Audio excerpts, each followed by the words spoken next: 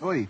Você quer ficar à vontade no nosso touch e mostrar como é que o Diego Souza deve jogar no São Paulo? Vamos mostrar várias possibilidades, então? Levante-se. Peraí, não quero passar na sua frente. Não, mas pode ficar à vontade. Vai, o pessoal muda lá. Mostra aí, Léo. Põe na Diego tela. Souza versátil, é o que Bom, diz. esse é um momento do São Paulo bastante recuado em campo, como vocês podem perceber.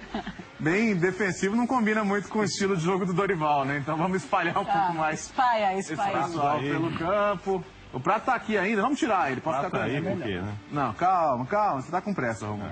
Se acalme. Se acalme, Giro.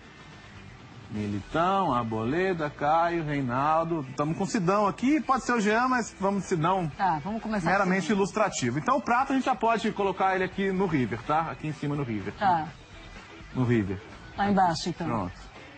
Lá na Argentina. Lá na Argentina. Vai. Agora foi. Vamos imaginar o Diego Souza num primeiro momento fazendo a função do Lucas Prato, então, aqui à frente, jogando mais próximo do gol. E aí quem seria o substituto do Hernanes, né? Porque essa é a grande questão. Saíram dois, chegou um. Ele não pode substituir os dois ao mesmo tempo. O Shailon deu alguns bons sinais quando entrou, mostrou capacidade, pode ser ele, então esse meia, tendo Cueva e Marcos Guilherme jogando abertos. Ou o Shailon ou o Lucas Fernandes também, né? São jogadores que podem fazer a função, ou eventualmente você pode ter o Cueva jogando mais por dentro, o Shailon jogando aberto, são variáveis que ele tem. Mas e se ele quiser compensar essa saída do Hernanes com um meio campo com outra característica? Quero dizer, prende o Jusilei, adianta Petrus e coloca Hudson. Ele teria três no meio aqui, Jusilei, Petrus, Hudson, Marcos Guilherme e Cueva, Diego Souza aqui na frente como uma espécie de 9. Fica uma pegada muito mais forte no meio campo. Exato. Você tem três volantes de origem, o Hudson no Cruzeiro teve um pouquinho mais de liberdade, né? Mas são três caras, principalmente de marcação, né, Léo? E que tem saída de bola também, né? Então você pode dar um meio campo mais competitivo nesse aspecto.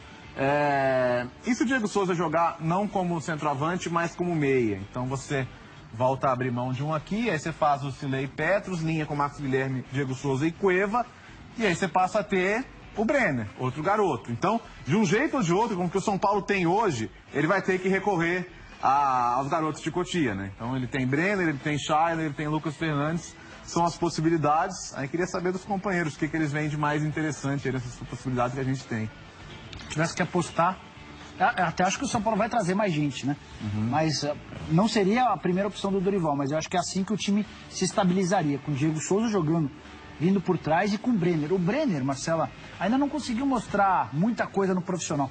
Mas você fala com os caras que trabalham no dia a dia do CT da Barra Funda, os caras veem o Brenner como um candidato a fenômeno.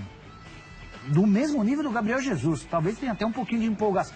É provável que tenha um pouquinho de empolgação entre os dirigentes do São Paulo, mas não é só de dirigentes. O Lugano é apaixonado pelo futebol do Brenner. Entende que o Brenner é um diamante que precisa ser lapidado, que vai se transformar rapidamente num grande atacante. E aí você teria o atacante Brenner na posição dele e o Diego Souza vindo de trás. Maurício, qual que gostou mais? Eu gostei mais da formação com o Shailon. E você tendo o Diego Souza mais centralizado, mas não fixado lá na frente.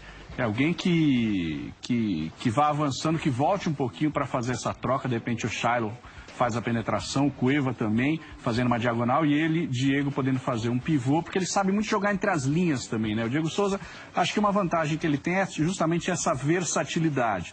Se ele não é um centroavante fixo, mas ele pode dar uma movimentação e abrir espaços para esses jogadores, tanto o Marcos Guilherme pela direita, quanto o Cueva e o próprio Shailon fazendo uma penetração com o Diego Souza de pivô. É um jogador também que tem presença diária.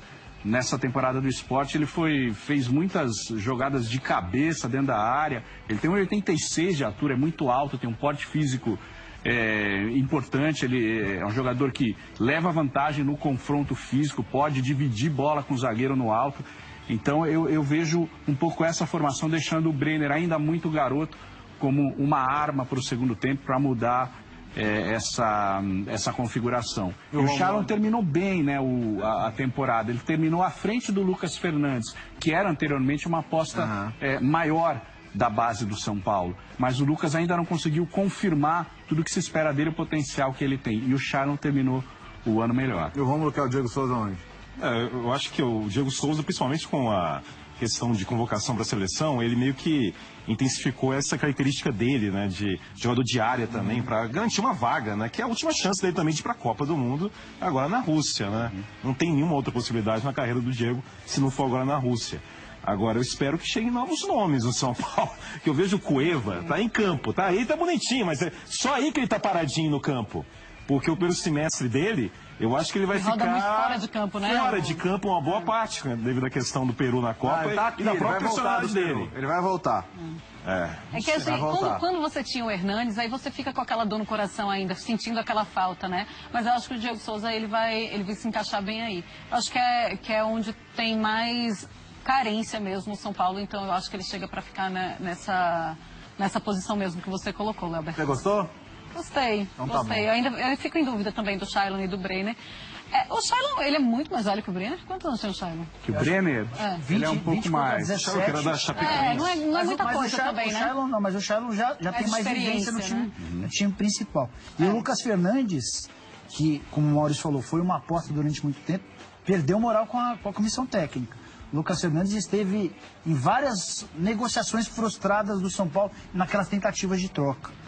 A última delas, que talvez nem dá para dizer que foi frustrada, porque ainda há alguma conversa, envolveria o Lucas Fernandes no Santos para a tentativa de contratação do Vitor Ferraz. Você quer ver o status também do Hudson, né, que foi tão bem pelo Cruzeiro na temporada passada, só que evidentemente o Jusilei e o Petros tiveram a grande performance, foram fundamentais no equilíbrio do meio de campo. Só que o Hudson, tão bem no Cruzeiro, ele volta e já vai Quer automaticamente. tirar o Cueva, Rômulo?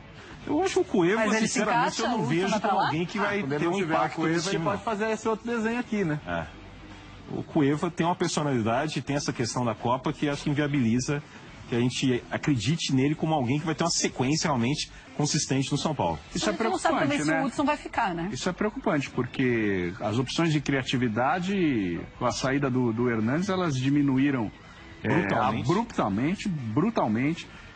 E se você não tem o Cueva, que é esse outro homem de articulação do São Paulo, fica só em cima do Shailon. É muito garoto, muita responsabilidade para alguém que está entrando no time. É promissor e tal, mas São Paulo fica aí com um time, com essa formação, por exemplo, sem o Cueva, um time de muita pegada, mas a criatividade realmente... Inteligência. Muito bem, Léo, volte, vamos sentar aqui, porque agora é hora do Na Cola com Nicola. Do Nicola, vem pra cá. Não estava vendo. Não tava pensando nisso. E aí tem, dá pra saber, Dá pra mas saber qual que é qual. Põe a vinheta de novo aí. coloca a vinheta de novo pra eu dar uma olhadinha, que eu vou ver se eu consigo adivinhar esses aplicativos aí. Muito difícil. São todos. Tem todos. Posso dar a informação já? ou- Conversar com pessoas, Tem o quê? O WhatsApp? conhecer pessoas. Ah, tá. Não, eu não conheço. Realmente eu não sou muito por dentro desses aplicativos, não. Imagina encontrar essa carinha no aplicativo de relacionamento. Você diria sim para isso? A gente já recebe vários Ou prints você aqui. né? diria... Aí sim. Ô, Rômulo, você com toda a sua franqueza, é parecido, Rômulo? Muito parecido. Olha, o sorriso me lembra. Nossa. E os dentes também? Sorriso, né? Então. Não lembra não. Isso é maldade, isso é tudo Obrigado, Marcelo. coisa da oposição. Que história é essa do Robinho, hein, Nicola? Vai pro São Paulo? Vamos lá, Marcelo. Na Vamos. sexta-feira surgiu como especulação total a possibilidade do Robinho se tornar reforço do São Paulo. Até tentei confirmar a notícia na sexta e ninguém do São Paulo confirmou. Só que aí, meio que em tom de boato, a notícia chegou no São Paulo e aí foram consultar o Dorival. Dorival, o que você acha do Robinho? O Dorival falou que ajudaria, que seria bastante interessante contar com o Robinho no São Paulo. Dorival e Robinho trabalharam 2 vezes juntos, as duas no Santos, e foram bicampeões paulistas em 2010 e em 2015. A partir do aval do Dorival, a diretoria começou a discutir a possibilidade de ter o Robinho. E vários dos aliados do Leco concordaram com a contratação do Robinho. Então dá para dizer que o Robinho foi sugerido e teve o nome aprovado por bastante gente importante da diretoria de São Paulo. ponto. Não quer dizer que o Robinho já está contratado ou que o Robinho está em vias de se tornar jogador. A partir de agora, o São Paulo vai abrir negociações com o Robinho, e negociar com o Robinho é uma das coisas mais difíceis do futebol brasileiro.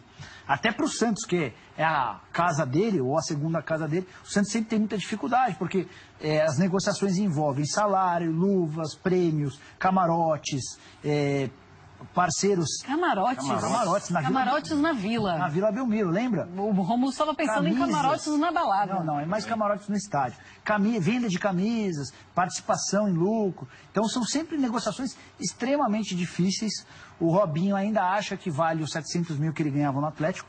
Essa é uma dificuldade que ele vai ter para se encaixar no mercado brasileiro. Aqueles inimigos que falam, né? Você vale ainda, então, né? Os inimigos. Os parceiros, amigo né? não fala isso. E hoje a realidade do Robinho é de conversas com Santos, São Paulo e Grêmio.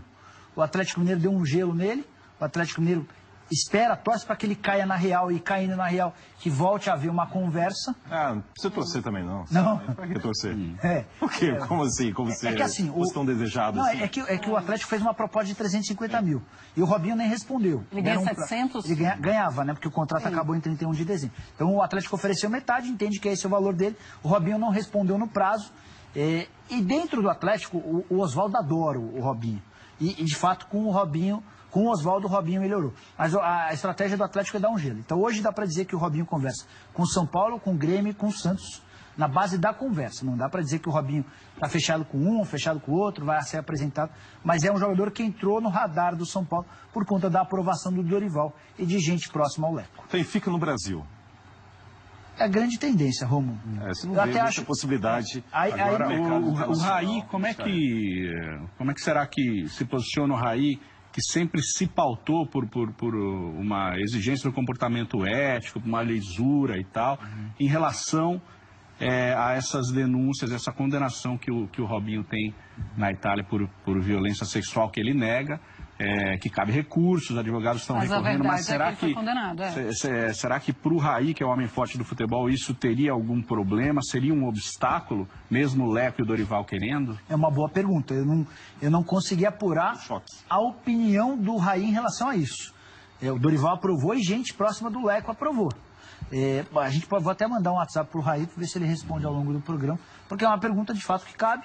O Raí é o grande responsável pelo departamento de futebol e tem ao longo de toda a carreira, suas decisões pautadas sempre pela ética, pelos bons costumes e pelo respeito à família brasileira. Você fala aliados de Leco, você vê que não é uma coisa muito boa para o São Paulo. Pelo menos eu fico com essa impressão. Aliados de Leco apoiam determinadas situações.